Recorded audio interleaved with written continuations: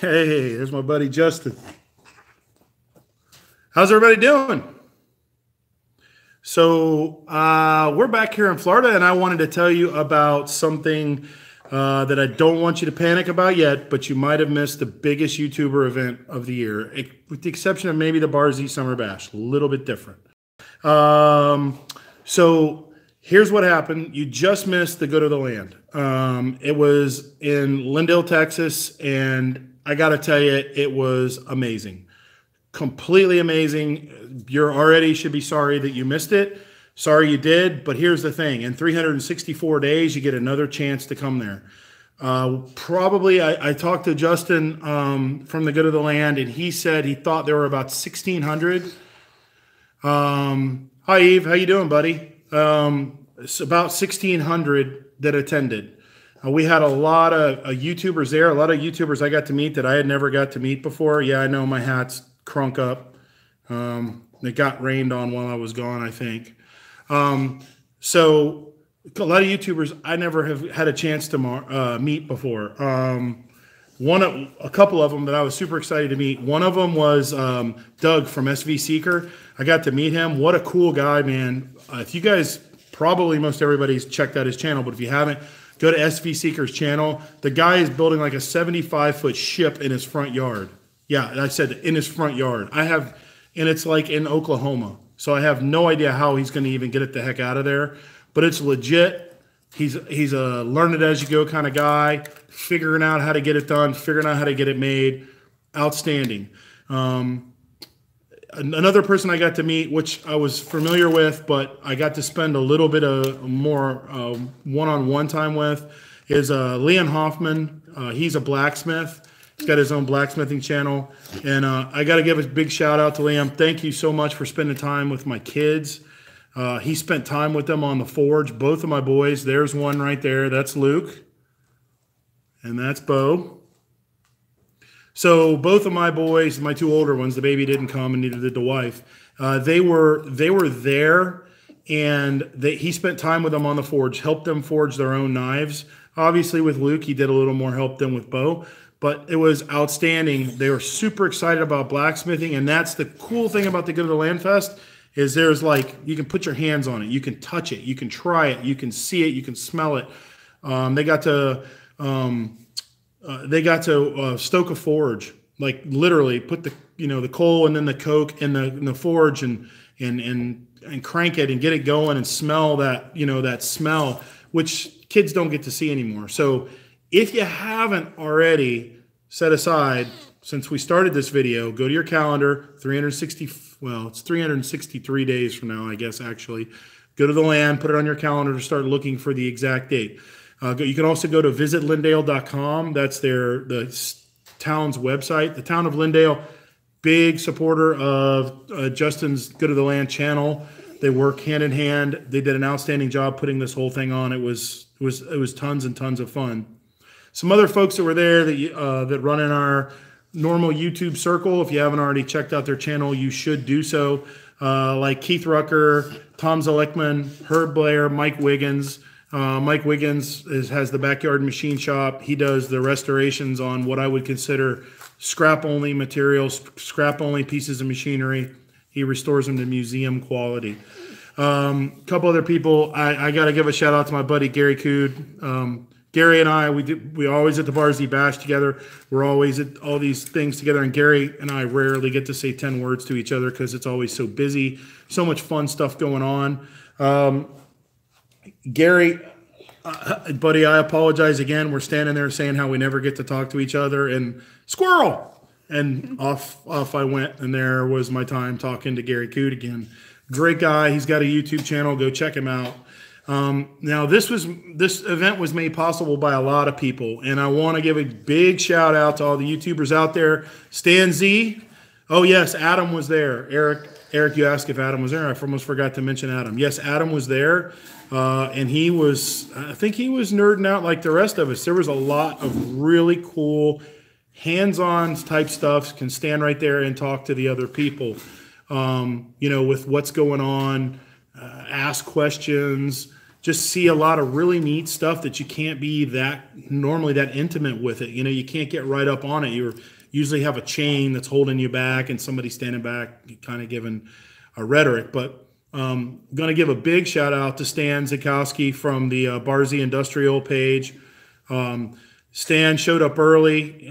He, as well as a lot of other YouTubers like Mike Wiggins and Keith Rucker and some other folks. I wasn't there that day. They all kicked in to help get everything set up. There was a couple of issues, like always, you know, getting the Hitmas engines fired up, get them working, get the tractors to start, just stuff that, you know, they pulled it out of the museum. That stuff's been sitting. So, you know, naturally you got to dink with it a little bit to make it work. Stan puts on the Barzy Bash. If y'all haven't been to his channel, check it out. But Stan was the man there working behind the scenes, you know, just helping Justin keep things going. It wouldn't have been possible without some people. One is visitlindale.com, the city of Lindale. CRC Abrasives and Norton were also two big sponsors of the event. CRC makes all of the carburetor clean, brake clean, knocker loose, all of the chemical products. And then, of course, Norton makes the sandpaper. They had awesome displays. I got to speak with both those guys. Great extent, talk about their product, got to try stuff, put my hands on it, grind with it. It was awesome. I wish you could have been there too, bro. It was a great event. But the good news is 364 days now. Justin is already planning. I talked to him earlier. He is already planning another event. Going to be bigger than last year. So he's got a lot of room to grow and move and put on a big thing. So don't panic if you missed it. It was the first year. Next year is going to be even bigger and better. Oh, and we shot the Canon from, if you haven't already seen the Canon build on my channel, go check it out. We built a brass cannon that shoots golf balls. And we didn't let us actually shoot golf balls, but we fired it off to start the ceremonies off. It was a lot of fun. So I got to apologize to a lot of you guys from Fabtech. We've had a lot of technical difficulties here in the shop, mainly with YouTube. Yeah, Craig, Norton's good. Hey, Craig, my wife said she enjoyed chatting with you during the live feed back and forth. She was impressed that somebody actually knew who she was because she stays behind the cameras all the time. So at Fabtech, we were having technical difficulties. I tried many times, and I know we had about several times had 30 or 40 of you guys that were actually trying to be on the live feed. It was something in YouTube. There was nothing I could do. As a matter of fact, even before the Go to the Land, I was going to do a live and talk about to everybody what was going on, and still having some technical problems. We seem to have them worked out because we're live now. At least YouTube says I'm live. And I apologize because you guys know previous years at Fabtech, I walked around. If anybody wanted to see something, you know, we would go over there and let you see it, let you do whatever it is that you wanted to do. Also, I forgot to mention Dale Derry. I'm sorry, Dale. I forgot to mention Dale Derry from Build Something Cool. Metal Tips and Tricks was there. As you guys can see, I'm sporting Jody Collier's shirt. I'm not in my normal work uniform because it's the day before Christmas.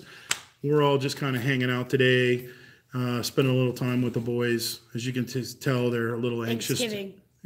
Christmas. I did say Christmas. It's Thanksgiving. I'm already thinking about Christmas presents. That's really what it is. So let's talk about Fabtech for a minute. I was there with my friends from Osborne Abrasives. We've become very friendly with their company. And they brought myself and Keith Rucker up there with a couple of our projects. So the Canon was on display, and then the steam engine video that you just saw go up on my channel here over the last week. And then if you go to Keith's channel, you can watch the second two videos. So there'll be 4 videos total of the steam engine. That was on display. We were running it on a compressed air, but we ran it the entire Fabtech. People could come and look at it and see it, and Keith was explaining to folks how the different parts of it worked. It was really neat. Osborne had a beautiful booth this year. Outstanding. They make some really good abrasive products. If you haven't tried them, be sure to check them out. You can get them at, let's see, I can't think of the name of the, why am I drawing a blank on the name of the, Fastenal. You can get all their products through Fastenal, because almost everybody has a Fastenal in their town. While I was at Fabtech, I got a little bit of time to walk around. That was in 3 separate halls, so it was huge. And it was very difficult to see everything and get back in time, to spend a lot of time. Keith and I walked around quite a bit. Did get to spend some time with some folks that we wanted to spend time with. One was my new friends from Cleveland Punch and Die. I met them last year. We went back and got to hang out. Go check out their Instagram. There's a cool picture of a bunch of the YouTubers. We're all hanging out there, just talking to them about their punch and die. Guys know I have an iron worker, and talked to them about how much I like their products. And I liked what they were doing, with their products and making it affordable for the small guys like us to afford their products. And it's a very high quality product at that. Looking forward to maybe doing some projects with them maybe in the near future. We've kind of talked about it a little bit. We haven't come up with any game plans yet. Also, I stopped by the Metabo booth. Metabo, if you don't know, they make grinders. They make electrically powered grinder saws, that sort of thing. And I got to be honest with you, they're my favorite. They're the ones I always use. We talked a little bit about doing some video stuff maybe together. I got an idea for something that's a little bit different that I don't think anyone's done the way I'm going to do it. So maybe some new secret projects coming up with them. I hope so. They make an excellent product. I have yet to wear out a single Metabo grinder.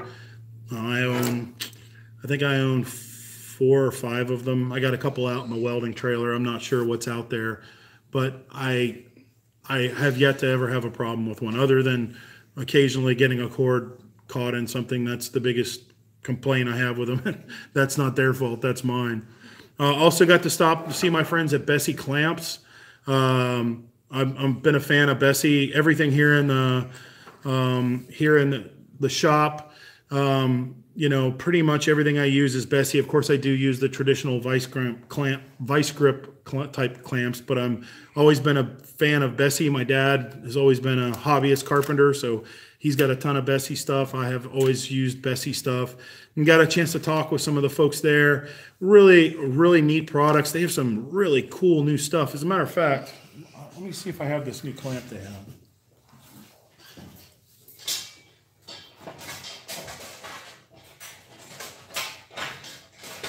I think it's still up in the house. I don't think I brought it down here yet. But so the Bessie clamp, it's basically an F-style clamp, but it has a quick release handle. And so no more trying to screw the little worm screw. You can ratchet it up, similar to how the cheaper plastic style ones, but this is a big heavy duty style like welding clamp. It's really, really a neat thing. Spent a lot of time with them, and just Keith Rucker and I did. It was awesome. So there's going to be a special announcement coming up from American Rotary. Don't know when, because I know the specifics of it aren't worked out yet, but I will say it is possibly the most exciting thing on YouTube this year.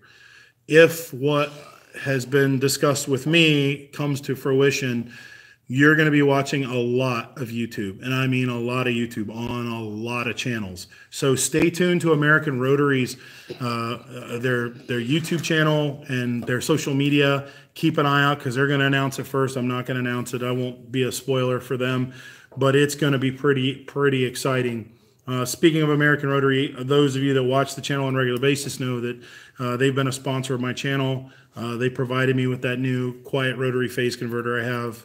It's a great machine. If you are in the market for a rotary phase converter and you go to American Rotary and type in Do Right 10, you get 10% off your phase converter if you buy one. So that's your discount code, Do Right 10, and that's DORITE, not RIGHT. So Do Right 10 with 10% off.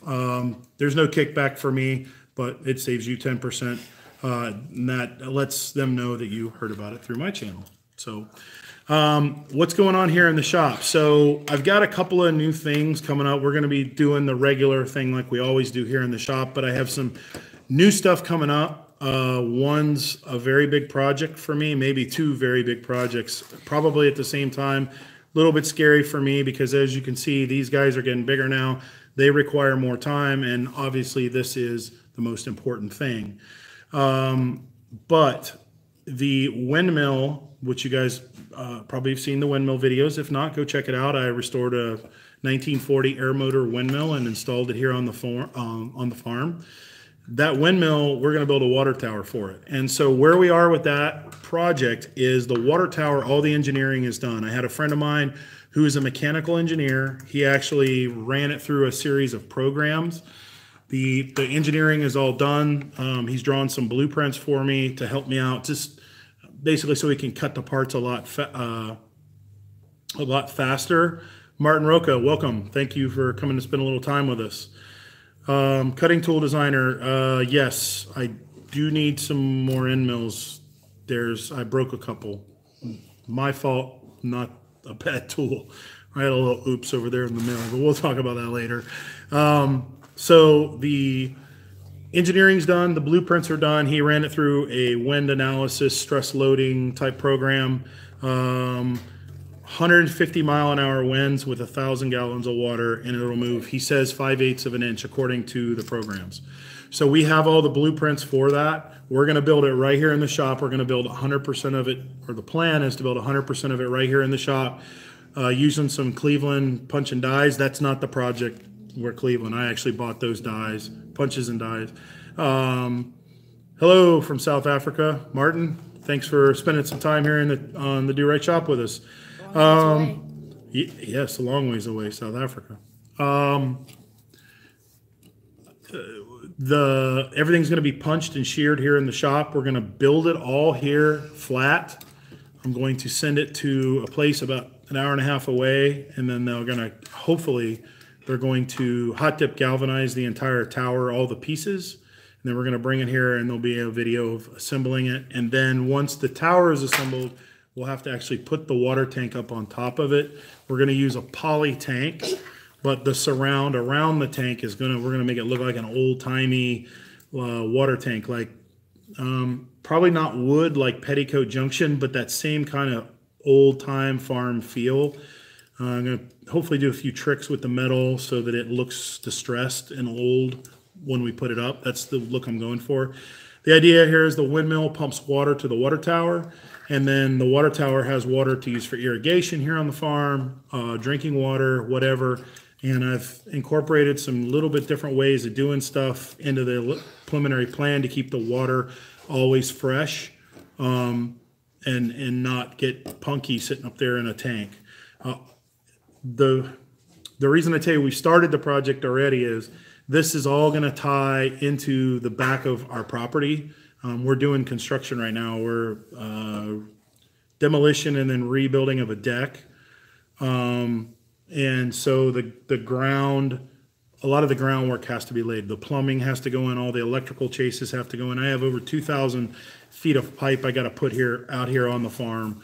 And all that has to be done before we actually start the construction or during the construction project. Right now, I'm looking for a sponsor to help sponsor the cost in building the tower. Not all of it, but to help absorb some of the cost. Obviously, the YouTube channel doesn't make enough money to buy that sort of material, so it comes out of my pocket, comes out of their mouths. So I don't get to feed them if I build a water tower. Thanks, Craig. Rivers says there's no daylight in the tank. The water shouldn't get punky. That's true, but it also gets very hot here. So I could see that water getting to a very warm temperature, and I think it'll start to, I don't want to say sour the water because that's not what I mean, but I'm going to have the water basically always being replaced into the tank. So it'll have an open top overflow in it. And every time the windmill pumps, it'll just keep fresh water as if there was like if it was a tank or like they do with streams, where they have streams go into a holding area and they let the water reach a level and then flow out. Kind of the same idea, but we're going to use that water that comes out to possibly run a water feature, a waterfall, something cool on the deck. So all that plumbing has to tie in together. Also, another project that we're going to be working on at the same time, I'm going to be assisting someone, and I'm just going to call it Project Elsis. You know who you are, but we're going to be doing probably not videos on it. It'll probably be more on the Instagram side, just seeing the progress of, we'll call it Project Elsis at this time until he decides what exactly he wants to do. But he'll be here in the shop working, and I think it'll be a neat follow along here. Follow along with how it's going. That's pretty much what we got going on here in the shop right now. We've been out of town a lot between Fabtech and now the Good of the Land Fest. The Good of the Land, I can't speak highly enough of what a great time it was. Justin put in a tremendous amount of work, and it showed. Justin, it showed. I know times it gets a bit overwhelming, but it showed the work you put into it. And the city of Lindale, they did great. The reason that I wasn't there the first night while they were all starting the engines and helping out is I took these two knuckleheads with me, and we went to the Dallas Aquarium. I took them while we were there to the Dallas Aquarium, which if you're ever in Dallas, is pretty cool. Really cool. Yeah, it's really neat. And so that time that I would have spent there helping out, these guys are, this one's got straight A's, this one's A/B honor roll. So I felt like that was more important than going there that particular moment. These guys are just my priority. So I think everybody will understand that. Next year, we're probably going to do it a little bit different, but we plan on being there. Anybody got any questions about stuff going on before we sign off here?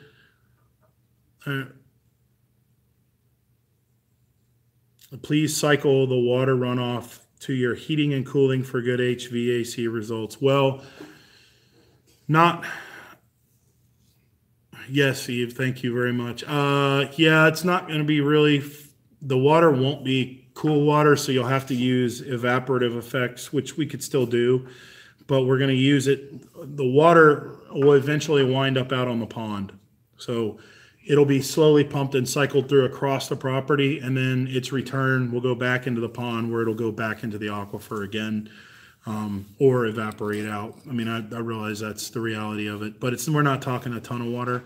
One of the neat things about a windmill pump is that a windmill pump is a double check valve pump. So it's basically two check valves that open and close, and you can pump straight through a pump since it's a mechanical pump, a lot like a pitcher pump. Works very similar. And what we're going to do is put an electric pump below it. So we can turn the electric pump on, it'll open both check valves, and then it'll pump water to the water tower. Still wringing out a few of the details on that, but the idea is that when there's water or when there's electricity here, I can just turn water and put water up in the tank if it's running low, if there's not enough wind. But any other time, we can just use the wind power to do what we want. So it kind of gives us the best of both worlds. Boy Scout Museum? Yeah. Solar-powered pump. Sure. Send it to me at dorightfab@gmail.com or the Do Right Builder one. Either one's good. The whole point in this is that the windmill does the work. Am I having turkey tomorrow? Are we having turkey, guys, tomorrow? Yes. Yeah. That's going to be our biggest thing that we're going to eat. At least for me. Somebody likes turkey. Okay. So, yeah, we're going to have turkey and we're going to have ham. We slaughtered our pig. So, Pig is no longer with us. He's in the freezer. And we're going to do a little tiny bit of domesticated wild boar because we caught him when he was a shoat and raised him from a shoat up. He was a cut hog, and so he's truly a wild hog by his genetics, and he's been basically cage fed, so he was pretty good. I've already sampled him a little bit. But we're going to make a ham for the family. Our whole family gets together. So we want to kind of sign off here, tell everybody happy Thanksgiving from the United States. If you're in another country that doesn't celebrate Thanksgiving, I'm sorry, because turkey is really good.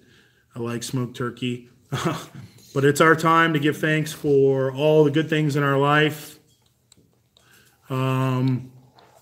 Sometimes you question that, but it's a time to give thanks for all the good things in our life, all seriousness, and to reflect back on what we have to be fortunate about. I hope all of you, wherever part of the country you are, can look back and enjoy and give thanks for the things that you have, good or bad, because remember, bad can always lead to good. Even though some people are going through tough times this time of the year, it always can lead to good. Just turn it around. You can do it, and you can make it happen yourself.